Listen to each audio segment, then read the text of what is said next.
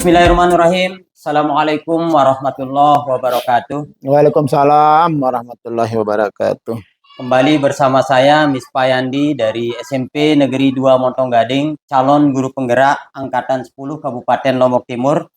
Pada kesempatan ini, saya akan melakukan demonstrasi kontekstual modul 3.1 pengambilan keputusan berbasis nilai-nilai kebajikan. Pada kesempatan ini, saya akan mewawancarai kepala sekolah tempat saya bertugas, yakni SMP Negeri 2 Montong Gading.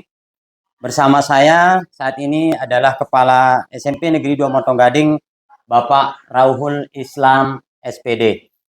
Assalamualaikum warahmatullahi wabarakatuh. Waalaikumsalam Apa warahmatullahi kabar wabarakatuh. hari ini? Alhamdulillah baik. Terima kasih atas kesempatan yang diberikan kepada saya pada kesempatan ini untuk melakukan sesi wawancara seperti apa yang sudah saya sampaikan dari kemarin, bahwa kami dari guru penggerak, calon guru penggerak diberikan tugas untuk mewawancarai 3 kepala sekolah. Yang pertama itu dari kepala sekolah tempat kita bertugas sendiri dan 2 kepala sekolah yang Di luar. sekitar lingkungan Kecamatan Montong Gading. Bapak Kepala, jadi ada beberapa pertanyaan yang akan saya sampaikan pada kesempatan hari ini. Nanti Pak Kepala menjawab sesuai dengan kondisi yang selama ini pengalaman Bapak. Kalau memang tidak berkenan menjawab juga tidak apa-apa, Pak. Alhamdulillah kita jawab apa adanya nanti. Ya, alhamdulillah. Jadi bisa kita mulai, Bapak? Silakan saja. Jadi ini terkait dengan pengujian dan pengambilan keputusan yang selama ini Bapak jalankan ketika menjadi kepala sekolah di tempat ini ataupun mengambil kebijakan ketika bertugas di tempat-tempat lain sebelumnya. Yang pertama, pertanyaan saya, Pak Kepala, jadi selama ini Bapak menjadi kepala sekolah, bagaimana cara Bapak mengidentifikasi yang kasus-kasus yang merupakan dilema etika ataukah itu bujukan moral? Jadi bagaimana mengidentifikasi apakah itu pertentangan antara baik dengan baik atau benar dengan benar, ataukah itu merupakan kasus yang bertentangan antara benar atau salah? Nah, itu Pak Kepala. Untuk kasus kita di sini ya memang seperti apa yang disampaikan oleh saudara tadi, ada yang baik dengan baik, benar dengan benar.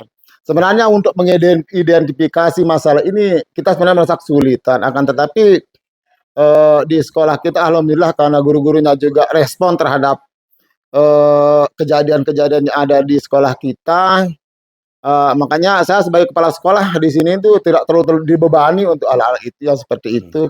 Karena apa? Karena setiap teman-teman mengambil suatu keputusan terhadap masalah itu, biasanya teman-teman itu ada datanya di sini. Ada data yang dia kumpulkan dari pribadi, misalnya daripada anak-anak tersebut atau daripada kejadian-kejadian yang ada di sekolah kita. Di samping itu juga rekan-rekan di sini selalu mencari informasi, menggali informasi.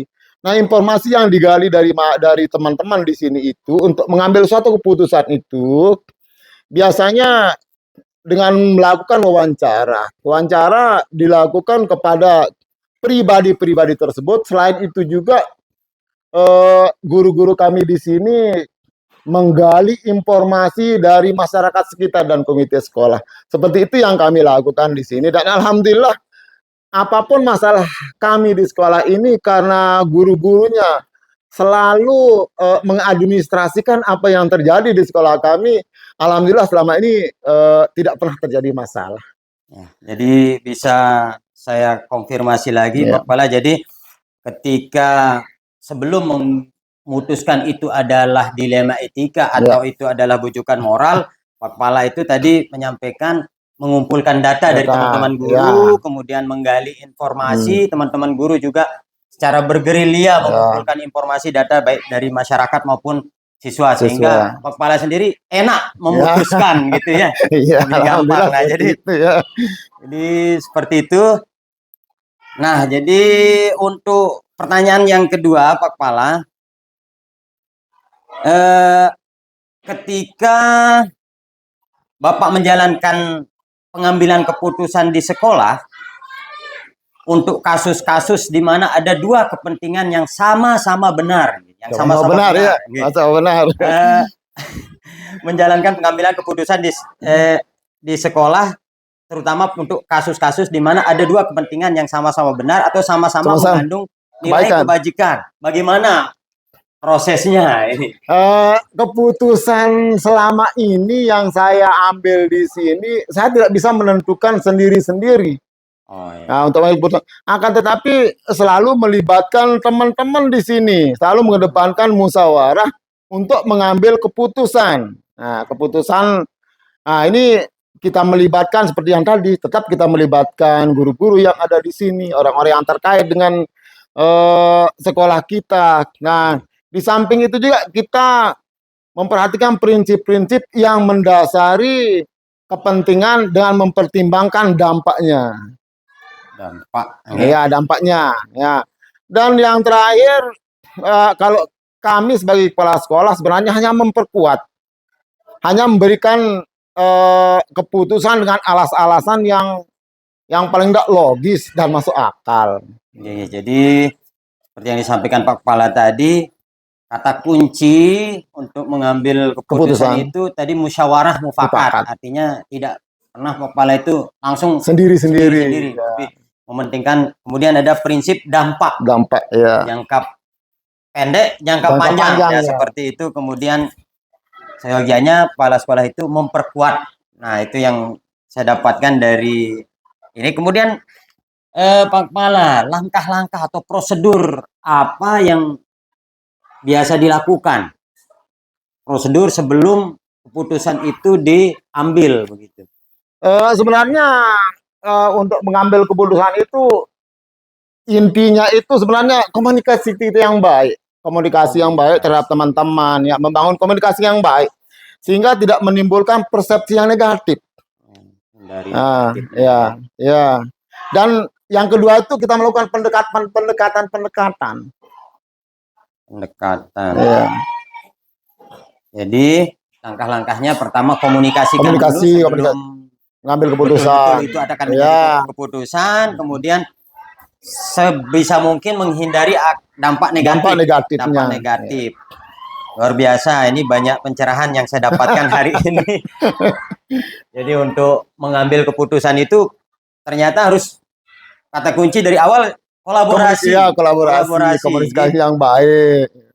Nah, dari kasus yang selama ini mungkin pernah ditangani, apa saja yang selama ini dianggap efektif dilakukan untuk mengambil keputusan, terutama yang tadi kembali ke kasus yang benar dengan benar atau kasus dilema etika?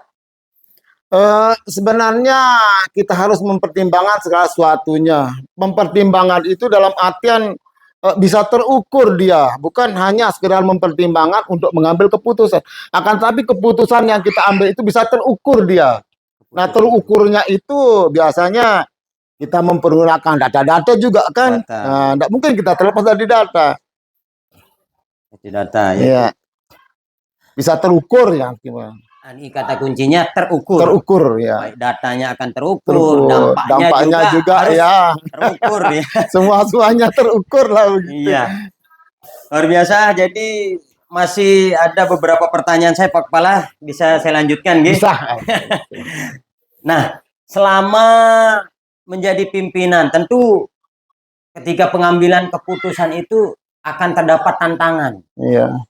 Nah, pada kasus-kasus dilema etika itu seperti apa tantangan yang muncul di sekolah kami di sini biasanya pro dan kontra. Udah pasti terjadi itu. Ya, karena ini dilema. Ya, kaitannya dengan moral ini, pro dan kontra itu ya biasa yang namanya kita hidup. Yang kita memutuskan sesuatu, pro dan kontra itu selalu ada dia. Akan tetapi pro dan kontra itu biasanya kita atasi dengan alasan-alasan yang masuk akal. Yang logis. Jadi tantangan selama ini dari keputusan itu tidak bisa akan memuaskan semua pihak. Jelas, Pasti jelas, ada saja pro ada kontra. saja yang Iya. ya, sehingga terjadi pro kontra. Meskipun sudah Hmm. tadi diantisipasi Iya. dengan seminimal mungkin. Ya, tantangan terberat dalam mengambil keputusan saya simpulkan pro dan kontra. Artinya tidak bisa memuaskan Iya. semua pihak ketika mengambil keputusan. Selanjutnya Pak Kepala, apakah Bapak memiliki sebuah tata kala atau jadwal ketika menghadapi sebuah atau menghadapi sebuah kasus untuk menyelesaikan yang terutama tadi kaitannya dengan kasus benar dengan benar atau dilema etika, ataukah begitu saja keputusan itu langsung diambil begitu ada masalah langsung saat itu selesaikan langsung begitu? Seperti apa? Kalau menurut saya sebaiknya itu keputusan itu diambil pada saat kejadian itu. Akan tetapi kalau kita butuh dana pendukung untuk memperkuat hal itu, ya mungkin kita akan jadwalkan di lain waktu. Karena apa? Karena kita butuh data untuk memutuskan sesuatu. Tapi ketika permasalahan itu tidak terlalu pelik dan bisa diselesaikan pada saat itu, langsung saja kita selesaikan. Akan tapi kalau kita butuh data perlu lebih informasi kayak data-data yang lain, mungkin perlu kita jeda atau mungkin belakangan atau kita jadwalkan seperti itu. Ada dua kemungkinan. Ya, yang pertama bisa kita pada saat itu. Tetapi kalau kita butuh data atau butuh informasi yang lain, bisa kita pending atau kita mundurkan. Ya, kita jadwalkan. Jadi ada dua. Ini saya simpulkan atau saya konfirmasi lagi Pak Kepala, ada kala kasus dilema etika pada saat yang itu bisa juga diselesaikan di tempat saat itu juga, tergantung kepelikannya seperti yang disampaikan tadi. Tapi ada kala juga dilema etika yang diselesaikan belakangan ya, ketika kita butuh data dan data penunjang informasi. Oke, selanjutnya saya masih ada dua pertanyaan. Mungkin ini, adakah seseorang atau faktor-faktor yang selama ini mempermudah atau membantu ketika menghadapi kasus dilema etika untuk mendapatkan sebuah keputusan? Ada, yaitu ketika antara warga sekolah itu membangun komunikasi yang baik. Warga kita semua, misalnya kita sebagai warga sekolah itu ada komunikasi yang baik sebenarnya. Itu faktornya ya komunikasi yang baik, terutama antara guru dengan guru, antara guru dengan komite dan guru dan wali murid. Stakeholder. Ya, stakeholder lah. Ya. Itu faktor. Kalau dari orang yang selama ini mendukung, tadi juga sama berarti dari faktor guru, kan komite juga. Tinggal komunikasi saja yang komunikasi yang baik. Kita bangun komunikasi yang baik antara guru, komite dan masyarakat yang ada di sekitarnya. Jadi komunikasi yang baik antar stakeholder di sekolah, antar semua yang ada di lingkungan sekolah, itu sangat mempermudah ketika mengambil sebuah keputusan. Ini pertanyaan terakhir Pak Kepala. Dari semua hal yang telah disampaikan Pak Kepala tadi, adakah pembelajaran yang bisa diambil atau pengalaman pengambilan keputusan tentang dilema etika ini? Ya sebenarnya intinya kita harus berhati-hati mengambil keputusan. Hati-hati mengambil keputusan. Ya, dengan paling tidak dengan mempertimbangkan data-data yang ada. Ya, nggak bisa kita mengambil keputusan begitu saja. Sehingga pelajaran yang kita ambil ya kita berhati-hati mengambil keputusan. Jadi yang paling penting di dalam mengambil keputusan itu tidak bisa serta-merta langsung mengambil keputusan, dibutuhkan mengambil keputusan dengan sangat hati-hati atau kehati-hatian di dalam mengambil keputusan. Harus ada data pendukung. Jadi pemimpin langsung. Harus ada data pendukung yang memperkuat. Dan alasan-alasan yang masuk akal. Alasan masuk akal. Oh ya, ini alasan masuk akal. Ini penting ini. Kalau tidak masuk akal, kalau tidak logis akan mungkin diterima. Dan itu akan menjadi kontra mungkin di sekolah kita. Luar biasa Pak Kepala, dari apa yang sudah kita perbincangkan dari awal tadi, banyak hal yang saya dapatkan ilmu tentang bagaimana mengambil keputusan ketika menjadi pemimpin pembelajaran. Jadi ini penting sekali buat saya, menjadi referensi saya pribadi di dalam menggali bagaimana seorang pemimpin mengambil keputusan, menguji keputusan. Banyak hal yang saya dapatkan tadi dari awal yang disampaikan Pak Kepala tadi itu tuh bahwa data itu sangat penting. Musyawarah mufakat itu juga sangat penting. Tidak bisa mengambil keputusan begitu saja tanpa melibatkan orang-orang banyak, mulai dari guru, orang tua, komite tadi dilibatkan. Kemudian data itu harus terukur, dan keputusan itu juga kadang-kadang bisa diambil di tempat itu atau bisa juga tergantung peliknya permasalahan yang disampaikan tadi. Terima kasih. Kemudian satu pembelajaran tadi yang disampaikan Pak Kepala bahwa hati-hati di dalam mengambil keputusan karena harus mempertimbangkan alasan yang logis dari keputusan itu. Terima kasih dan alhamdulillah. Kemudian terima kasih atas kesempatan ini Pak Kepala. Mudah-mudahan di lain kesempatan saya masih diberikan waktu untuk berbincang-bincang lagi dengan topik-topik yang berbeda. Kurang lebihnya mohon maaf. Jadi demikian wawancara saya dengan Bapak Kepala SMP Negeri 2 Motong Gading, Bapak Rauhul Islam. Mudah-mudahan wawancara saya ini bisa bermanfaat dan dapat kita ambil sebagai pelajaran bagi yang lain. Terima kasih. Wassalamualaikum warahmatullahi wabarakatuh. Waalaikumsalam warahmatullahi wabarakatuh.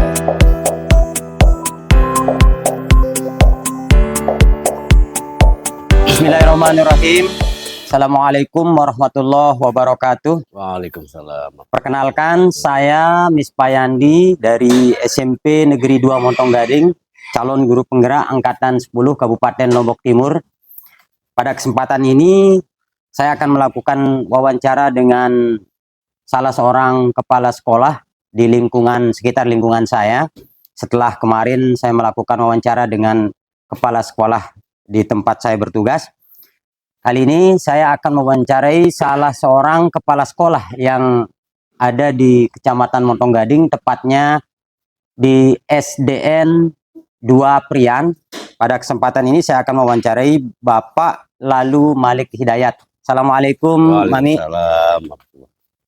Terima kasih nih atas waktunya. Jadi seperti yang kemarin yang sampaikan bahwa pada kesempatan hari ini yang ada tugas dari guru penggerak, yakni kaitannya dengan modul 3.1 pengambilan keputusan yang merujuk ke nilai-nilai kebajikan.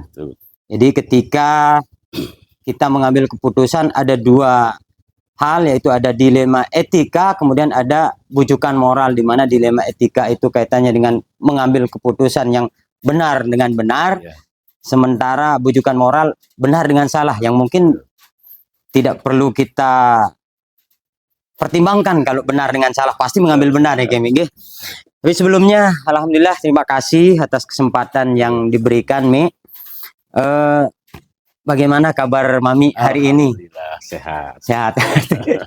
Sehat nggih. Alhamdulillah sehat. Terima kasih atas waktunya. Jadi ada beberapa pertanyaan yang ingin saya tanyakan pada kesempatan ini kaitannya dengan Bapak menjadi kepala sekolah. Jadi baik itu kepala sekolah sekarang maupun di sekolah-sekolah lain. Bagaimana Bapak mengambil kebijakan? Bisa kita mulai, Pak? Oke, jadi pertanyaan saya pertama terkait dengan selama ini, selama Bapak menjadi kepala sekolah, bagaimana cara Bapak mengidentifikasi kasus-kasus, apakah itu termasuk ke dalam dilema etika atau itu masuk ke bujukan moral? Seperti itu, Pak. Baik, terima kasih. Ini pertanyaan yang menarik sesungguhnya, karena kenapa saya mengatakan ini pertanyaan yang menarik? Karena tentunya ini akan menjadi tugas siapapun, bukan hanya pemimpin, bukan hanya kepala sekolah, tapi juga warga sekolah. Menjadi tugas kita bersama. Dan tentunya memang masing-masing lingkungan sekolah itu akan memiliki problematika dan tantangan dinamika yang berbeda-beda. Memang ada banyak faktor kalau saya melihat bahwa dalam konteks macam ini maka sangat dibutuhkan analisis lingkungan sekolah. Analisis Jadi ini. ketika sebelum melakukan sebuah keputusan, sebelum mengambil sebuah kebijakan, sebelum menyusun sebuah program, maka hal yang pertama yang harus dilakukan oleh seorang pimpinan adalah melakukan analisis lingkungan sekolah, baik menyangkut tentang potensi yang ada di lingkungan sekolahnya maupun permasalahan Permasalahan yang ada. itu harus diidentifikasi di awal, karena itu akan menjadi satu pijakan awal untuk tersusunnya sebuah program yang bisa yang baik, yang bagus. Itu harus ada pijakan awal, dan itu tidak lepas dari hasil analisis lingkungan sekolah. Analisis Lingkungan sekolah ini tentunya menyangkut yang pertama adalah potensi sekolah, baik menyangkut potensi sumber daya alamnya maupun potensi sumber daya manusianya, bahkan potensi sumber daya sosial. Ini menjadi penting karena masing-masing lingkungan sekolah tentunya akan memiliki potensi sosial yang berbeda. Ada satu sekolah yang di lingkungannya adalah tradisional, ada juga satu lingkungan yang lingkungan sosialnya adalah spiritual, agama.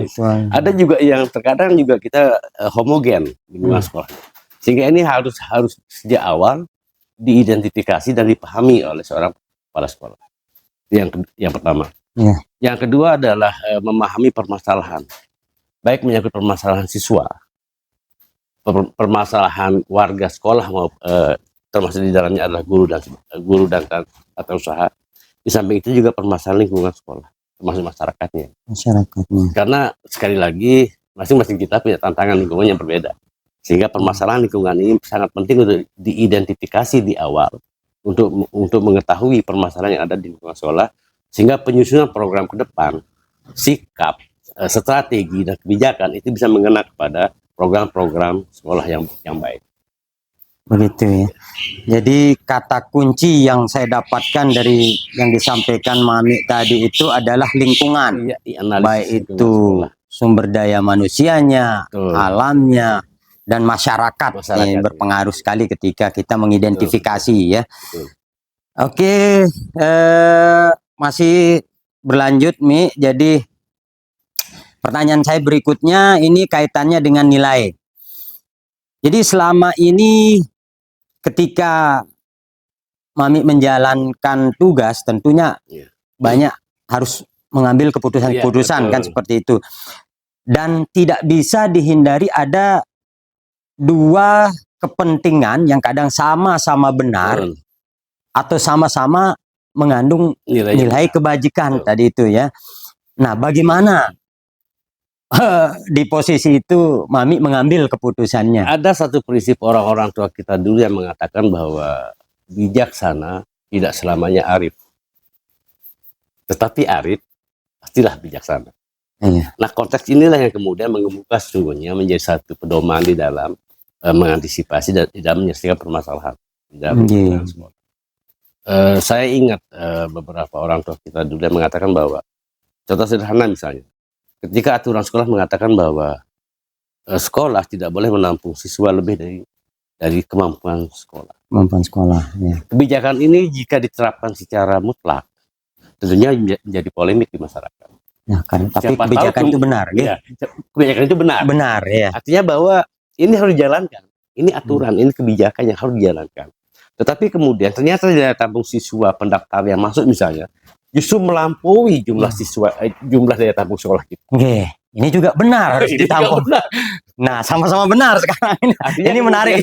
Artinya kemudian apa kata orang tua kita? Di sini dah dibutuhkan kearifan. Bijak tidak selamanya arif, tapi arif adalah bijak. Artinya apa?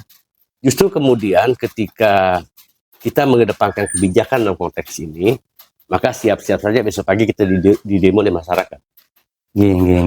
Ketika kebijakannya kita kedepankan. Aturannya gini loh, kami hanya boleh menerima siswa sebatas ruang belajar kami.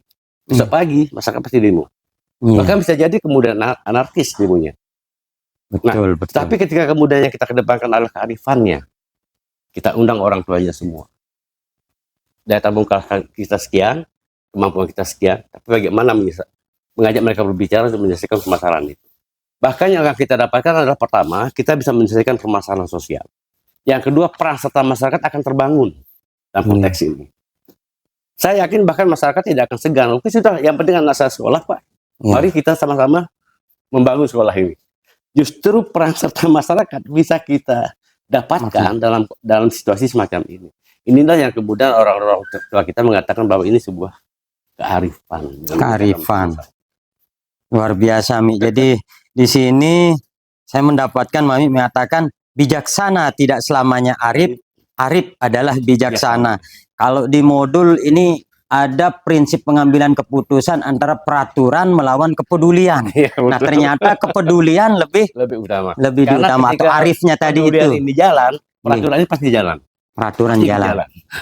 Artinya satu kata kunci peduli dulu. Peduli dulu. Aturan dapat menyesuaikan. Nah, kemudian yang kedua ketika kemudian berhadapan dengan sistem permasalahan internal misalnya permasalahan sosial, permasalahan dinamika pendidikan baik dalam warga sekolah. Ini kan ketika kita berbicara tentang konteks sosial, jika peran serta masyarakat bisa kita tahan, itu salah satu contoh ketika mengedepankan kebijakan. Sama juga kemudian ketika kita mampu mengidentifikasi permasalahan-permasalahan internal yang ada di sekolah. Bagaimanapun juga kemudian kita harus ada di antara mereka semua.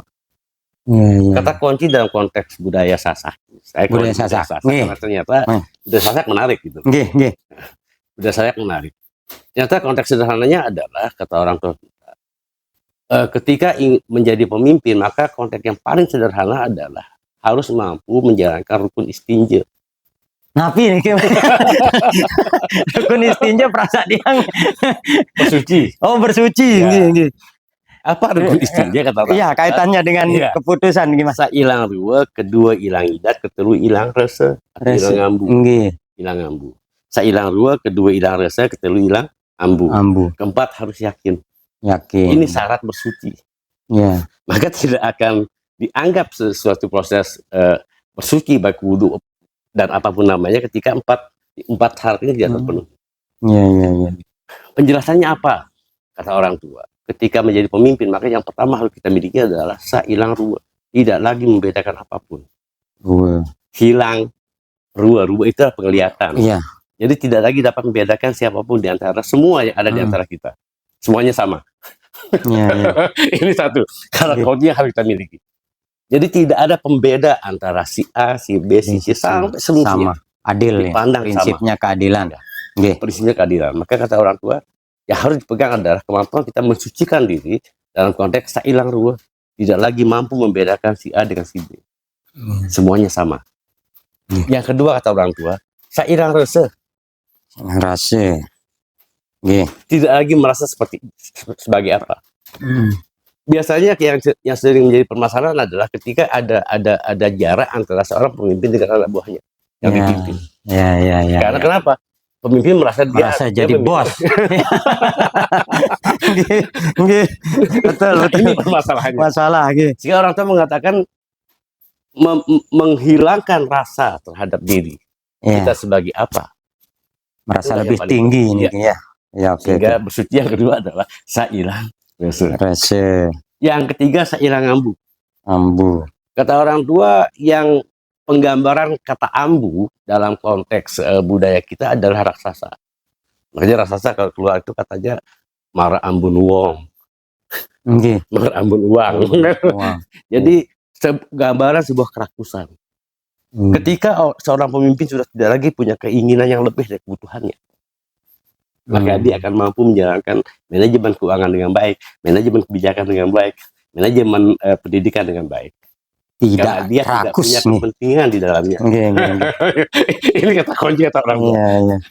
Maka ini dasar yang harus dimiliki oleh seorang pemimpin dalam menjalankan sebuah sistem kepemimpinannya. Ini pondasi utama yang harus dimiliki. Ini ketika berbicara diri.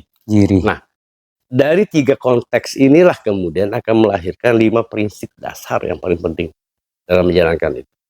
Tapi mungkin terpanjang kalau dijelaskan. Iya, ini luar biasa, kita butuh waktu khusus lagi nanti untuk mendalami seorang pemimpin. Pemimpin itu harus tindih. Tindih. Yang kedua, pemimpin itu harus harus mali kata orang tua. Ketiga, pemimpin itu harus likat napak. Keempat, pemimpin itu harus merang. Yang kelima, pemimpin itu harus mampu bersabar dan bersyukur. Sabar dan syukur. Ini terakhir. Tapi yang ketiga tadi? Yang ketiga, tindih, mali, likat napak.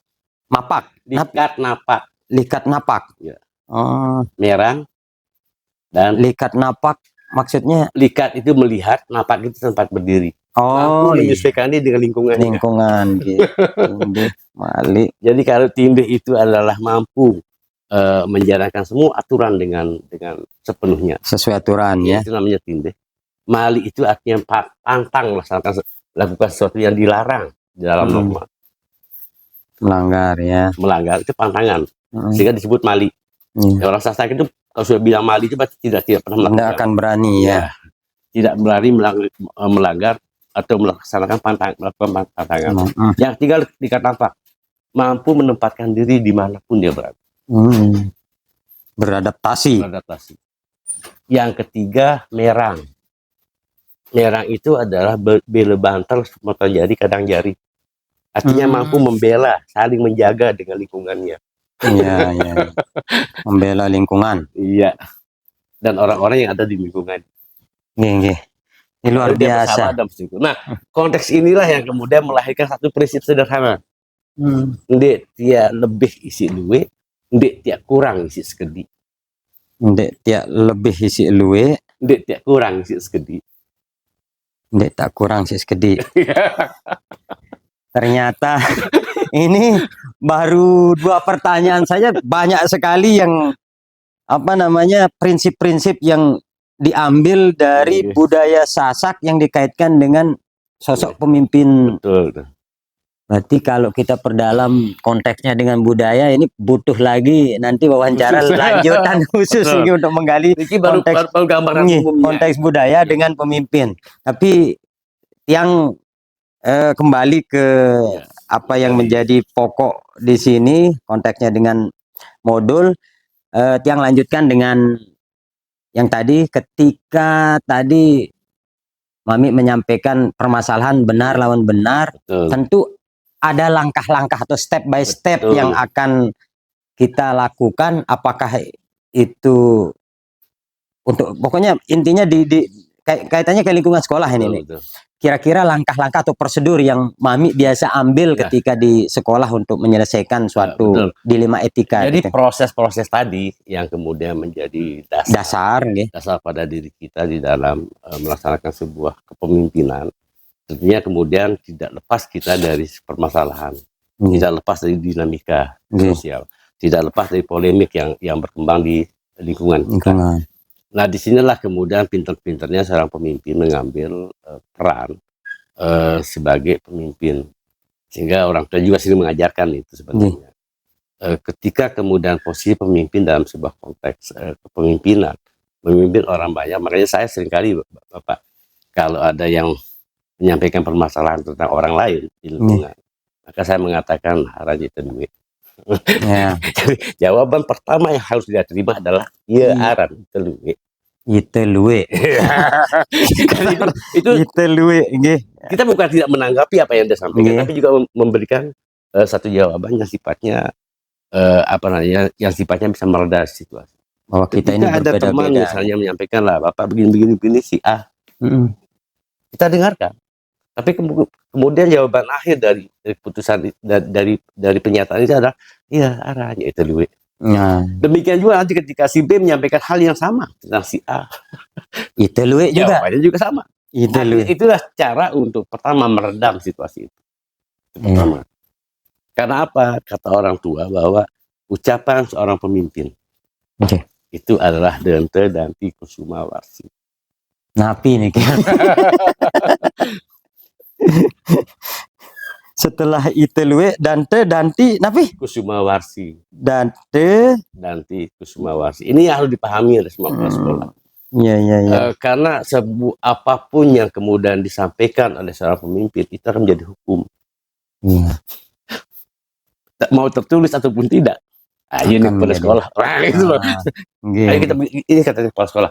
Artinya apapun yang kemudian diucapkan oleh seorang pimpinan, maka itu pasti akan menjadi sebuah hukum dalam lingkungannya minimal. Nah, sehingga seorang pemimpin dalam mengambil sebuah keputusan harus berhati-hati. Hati-hati. Karena apa yang diucapkan oleh pemimpin itu adalah gading gajah yang tidak mungkin ditarik lagi. Dan pantang untuk ditarik. Itu artinya denti. Dan tedanti. Sehingga ketika mengambil sebuah keputusan pada sebuah polemik, pada sebuah situasi, maka haruslah keputusan itu bersifat kusuma, seperti Kusuma. bunga, Seperti bunga. Harum. harum, Hmm. yang kemudian bisa diterima oleh semua pihak. Yang ketiga, haruslah menjadi matahari warsi Harus. yang bisa menyinari semua pihak.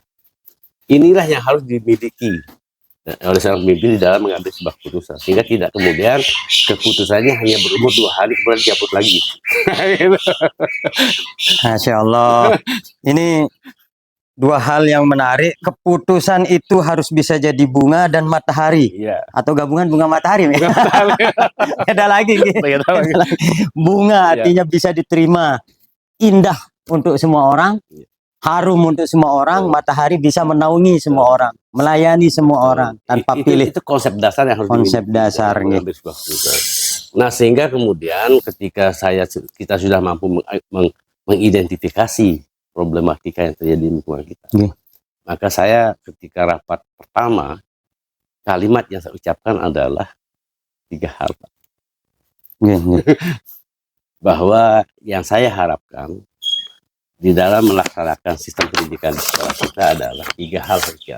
Nggih. Yang pertama adalah pendekatan sosial. Pendekatan sosial.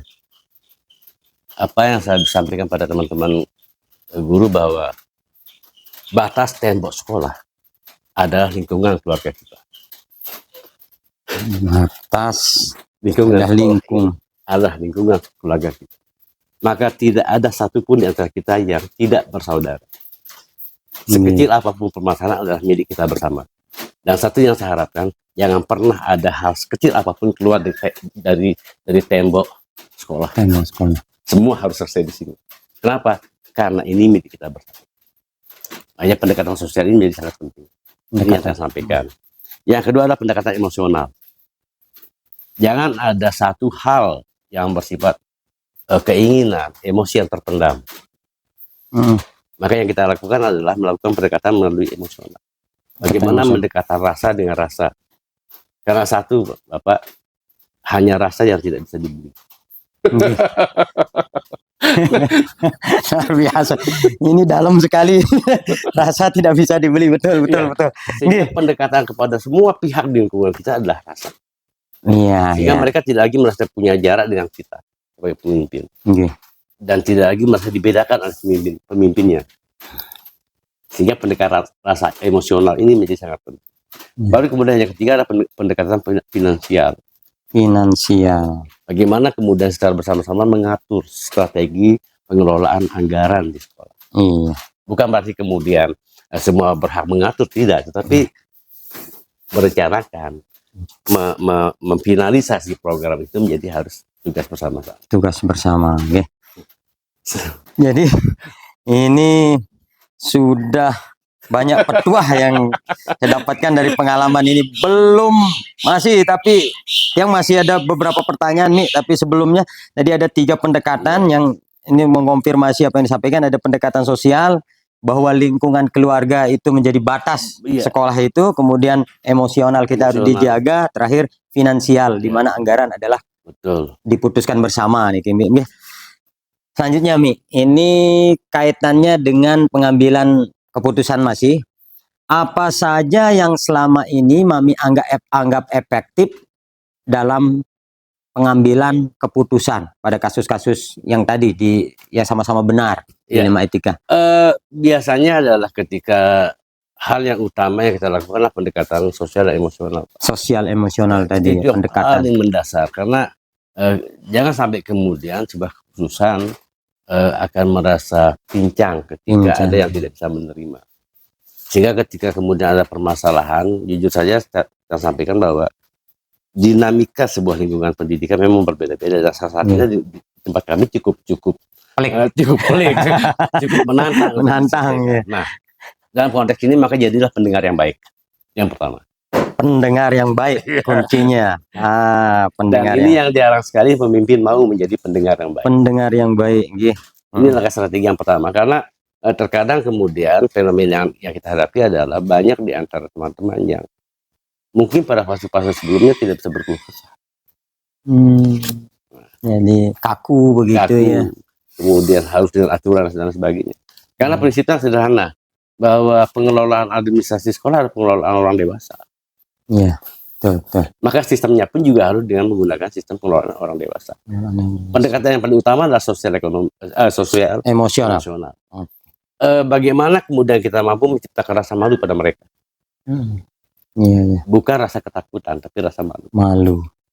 Nah ini yang harus dibangun. Sehingga yang paling dekat adalah berbagi. Mohon maaf, yang di sekolah mungkin kalau bawa rokok 1-2 bungkus tidak cukup, Pak. Iya. Karena biasanya udah Nggih. di sekolah dilepas gitu. Iya. Nah, konteks berbagi ini yang kemudian membuat mereka merasa punya kedekatan emosional pada pemimpinnya. Dan itu akan membuat ruang bagi mereka untuk berkeluh kesah. Dan pada kesempatan inilah kemudian kita akan menjadi pendengar yang baik. Ya, jadi saya dapat clue-nya yaitu pendengar yang baik. Pemimpin itu adalah pendengar yang baik Ya. untuk seorang pemimpin.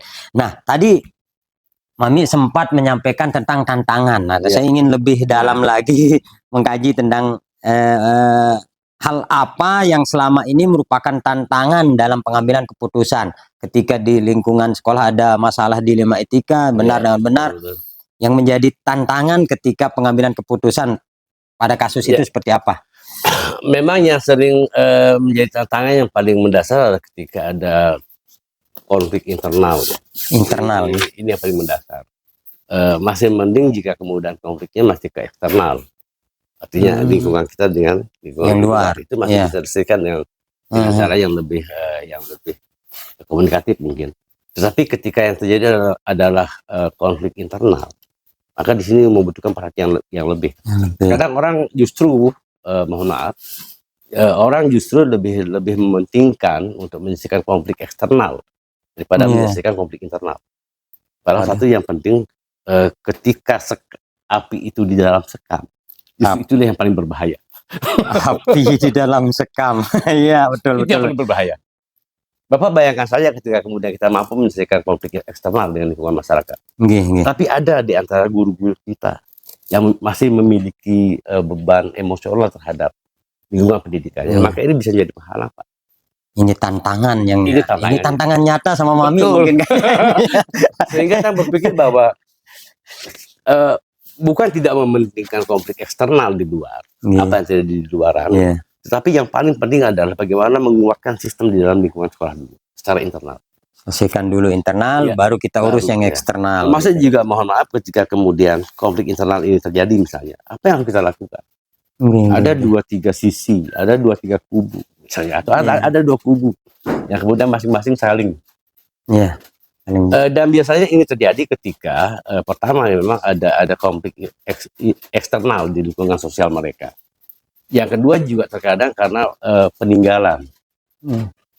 Mohon maaf, yang mengatakan fase peninggalan. Warisan dari pemimpin yang sebelumnya.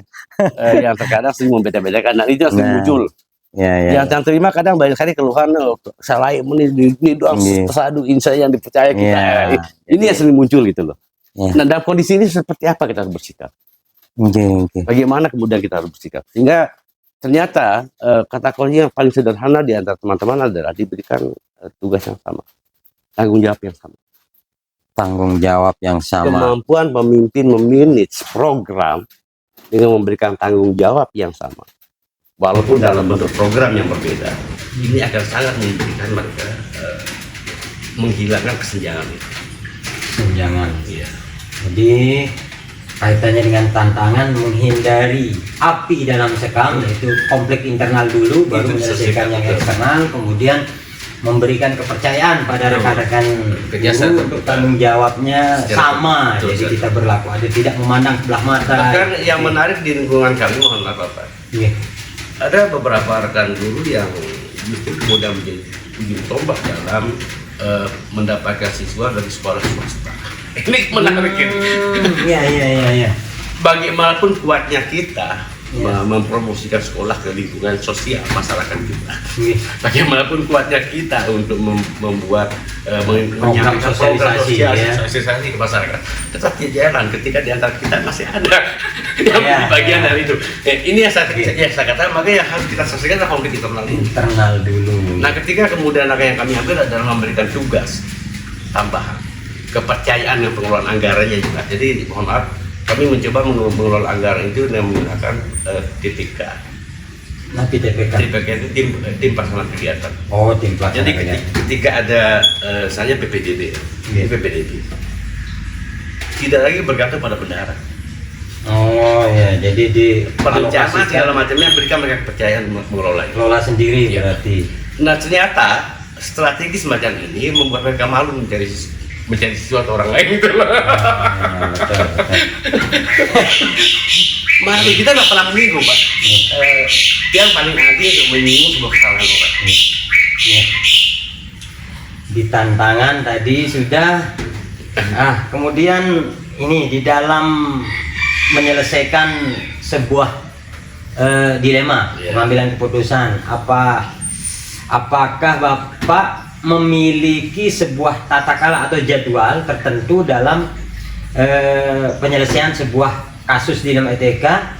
Apakah langsung diselesaikan di tempat, ataukah memiliki jadwal ditunggu dulu, ataukah ada bentuk atau prosedur apa yang Mami jalankan? Ternyata ini yang menarik ya, sampai teman-teman juga kadang bingung, Mami mana sih beda rapat dengan tidak rapat itu? Rapat tidak rapat Ya. Teman-teman bertanya. Iya, bedanya di mana? Oh. Karena di sekolah kami itu udah ada beda, Pak. Oh. Iya. Jadi tidak pernah ada beda antara rapat dan tidak rapat. Artinya bahwa nilai kebersamaan ternyata menjadi salah satu solusi yang paling mendasar. Setiap hari kami mencoba untuk bercengkrama dengan teman-teman. Dalam konteks ini saya jujur ya, saya mengambil strategi ini dari salah seorang kepala desa yang kebetulan paman. Jadi paman ini ketika ingin menyelesaikan permasalahan di lingkungan desa, kemudian besok pagi ada rapat untuk diputuskan, maka sorenya sebelum besok pagi, misalnya tiang yang diminta sama beliau dulu untuk mengundang beberapa orang-orang senior di lingkungan desa. Beliau punya lembaga yang eksternal, yang informal. Nah, jadi bersama dengan orang-orang tua kita ini, beliau bersenda gurau sambil ngajak ngopi, bersenda gurau. Nanti sambil di sana beliau melemparkan masalahnya. Dilemparkan di forum ngopi tadi. Iya, forum ngopi yang kebetulan adalah tokoh-tokoh masyarakat ini. Masalah desa dibawa di forum ngopi. Ya. Kemudian nanti orang-orang tua ini kan memberikan pendapat loh. Mudah-mudahan ini yang kemudian beliau rangkum dan dibawa ke dalam musyawarah desa. Nah, kebiasaan ini yang kemudian kami lihat bahwa ternyata dialog itu sederhana. Menyelesaikan konflik itu sederhana. Hanya butuh dialog. Hanya butuh komunikasi. Dan itu yang jangan pernah diputus komunikasi setiap saat, setiap kesempatan, setiap waktu. Sehingga teman-teman di sekolah saya bingung, ini Mami kapan kita rapat, kapan kita tidak rapat gitu. Jadi sama kebingungannya kapan menyelesaikan masalah. Kalau ada masalah, betul. Kita juga akan selesai sendiri dengan komunikasi tadi itu. Jadi tidak. Makanya kalau perlu lihat di sekolah kita kan tidak ada orang kepala sekolah. Oke, selanjutnya Mi. Tentunya namanya kita di lingkungan kerja. Mami sebagai pemimpin di sana,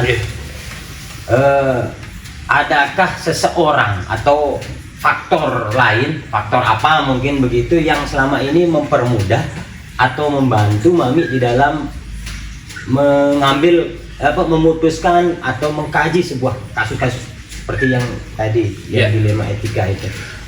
Ya, sekali lagi kembali kepada konteks yang tadi sebenarnya, bahwa secara tidak langsung ketika komunikasi dibangun dengan semua pihak, maka akan secara tidak langsung kita akan mendapatkan jawaban dari berbagai masalah. Artinya secara tidak langsung juga orang itu membantu. Iya, tidak langsung membantu. Jadi tidak pernah kita minta tolong saya punya kasus, tidak. Tapi Dengan cara Dengan komunikasi cara- yang tidak langsung. Itu kita mendapat bantuan. bantuan. Oh iya, seperti tadi Pak Kepala ngundang ngopi-ngopi, ternyata Iya. kita dibantu juga. Dibantu juga. Tapi tidak pernah secara resmi minta Iya, bantuan. walaupun itu informal. Triknya dapat trik ini dapat trik beban permasalahan yang ada di kita, jadi kita lempar. Betul, kita begitu lempar saja. secara tidak langsung. Jadi kalau saya mengatakan mengambil simpulan si A yang bantu si B tidak bisa Tidak gitu. bisa. Kalau kita akan soalnya setiap hari senantiasa berkomunikasi sambil bersenda gurau sambil melempar masalah gitu. Iya, sama. Sehingga seperti yang saya bilang tadi, teman-teman bingung kapan kita rapat, kapan tidak rapat gitu. Iya. Luar biasa. Dari pribadi yang ini banyak pembelajaran yang Iya. bisa yang dapatkan dari dialog ini. Sampai yang menarik satu, Pak, Nggih, agenda rapat dibuat yang bawa kalau sehat. nggih. Mohon maaf, dapat anggaran Agenda sekolah. rapat kelesehan. Apa anggaran sekolah?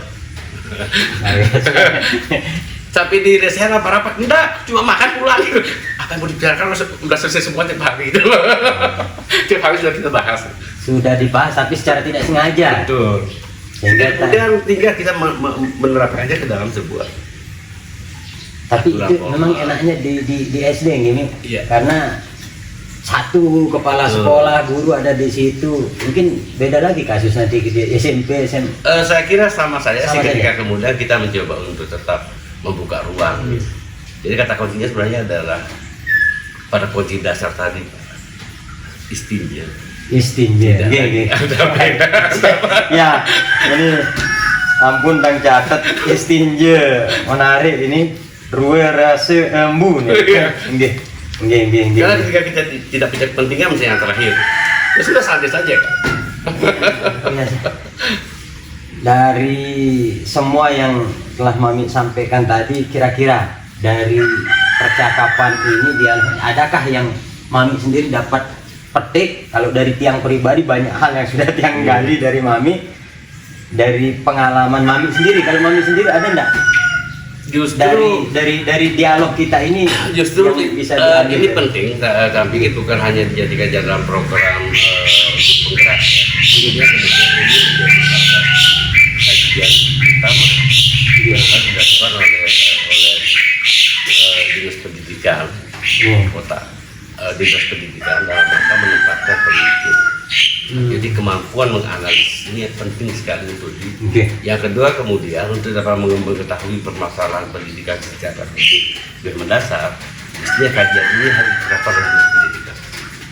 Jadi dinas pendidikan jangan hanya sekedar menunggu kemudian dari laporan yang sifatnya yang sifatnya formal. Tapi mestinya ada banyak hal-hal non formal yang mestinya juga terserap oleh dinas pendidikan. Dan kajian semacam ini penting dilakukan. Jadi mudah-mudahan kedepannya program ini dilanjutkan ya, harapan dari Mami. Bahkan kita harapkan bukan hanya di sekolah ibu penggerak, Pak, Penggerak ya. tapi merupakan program unggulan bagi dinas terkait. Jadi pendidikan budaya mestinya kemudian punya program ini untuk menganalisis permasalahan lingkungan sekolah masing-masing sekolah. Masing-masing sekolah. Sehingga akan bisa bagi dasar penyusunan program-program pendidikan di tingkat kabupaten. Mungkin Mami nanti yang akan mencetuskan ke kaitannya ini ke dinas pendidikan. Jadi Ini tidak sangat terasa sekali ini ternyata melampaui waktu yang ditargetkan nih. Jadi banyak hal yang saya dapatkan pencerahan dan ilmu pada hari ini Mi. Terima kasih atas waktu, terima Sama-sama. kasih atas kesempatan berbincang yang diberikan pada saya pada hari ini. Dari daftar pertanyaan yang sudah saya siapkan sudah habis nih, tetapi bukan berarti ini Iya, nanti kita akan lanjut. Saya masih terngiang tadi bahwa seorang pemimpin ketika kaitkan dengan konteks budaya Sasak, banyak hal yang perlu kita gali. Betul. Mudah-mudahan di lain waktu Mami di luar program ini saya akan menggali lagi lebih dalam tentang ini. Kalau tentang ini mungkin pertemuan kita pada hari ini kita cukupkan. Terima kasih banyak nih, banyak ilmu yang telah Mudah-mudahan tidak sungkan lagi untuk memberikan. Oke, demikian wawancara saya hari ini bersama Kepala SDN 2 Prian, Bapak Lalu Malik Hidayat. Semoga apa yang telah kami bersama Mami bisa bermanfaat untuk kita semua. Demikian, terima kasih sekali lagi nih. Assalamualaikum warahmatullahi wabarakatuh.